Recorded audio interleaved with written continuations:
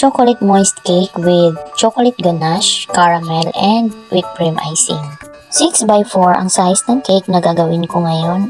At naglagay na rin ako dyan guys ng sugar syrup. Sa paggawa ng sugar syrup guys is 1:1 lang ang ratio niya.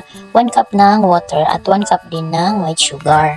Tunawin lang guys sa mahinang apoy. At ito na, nilagay na natin ang pangalawang layer. Lagyan na rin natin ng chocolate at ang ating caramel. At ayan guys, ang paggawa ko nito ating caramel ay may recipe na rin ako dito guys na na-upload ko na. At dito na tayo sa ating last layer at ilagay ko na ang last layer na ito at lagyan ko na rin ng water syrup, chocolate ganache, at icing at ang caramel. Spread na rin natin ng maayos para makapag-crumb coat na rin tayo para mawala ang cake crumbs dito sa ating cake, hindi na sumama sa ating final icing. Manipis lang din ang gagawin ko na crumb coating dito sa ating cake dahil nga ay para lang hindi sumama yung mga crumbs. Dahil maglalagay tayo ng final icing dito, kapag hindi tayo nag-crumb coat ay sasama doon sa final icing natin ang ating cake crumbs.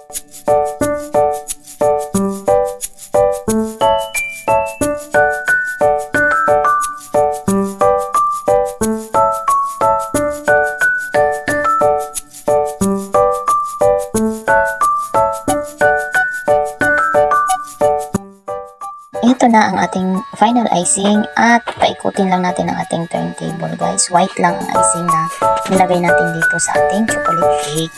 Ang sa loob niya guys ay nilagyan natin kanina ng palaman na chocolate ganache.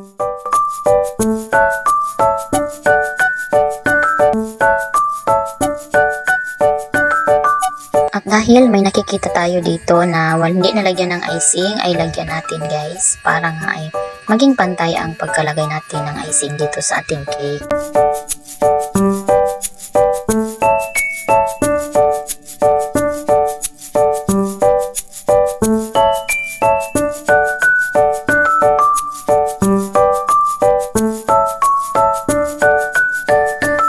At dahil dito, nalagyan na natin lahat ng cake ng icing. Ito ay gagamitan na natin ng cake scraper or icing scraper para maging makinis ito. At ayan, lagyan lang natin ng icing yung mga butas-butas na hindi pa nalagyan.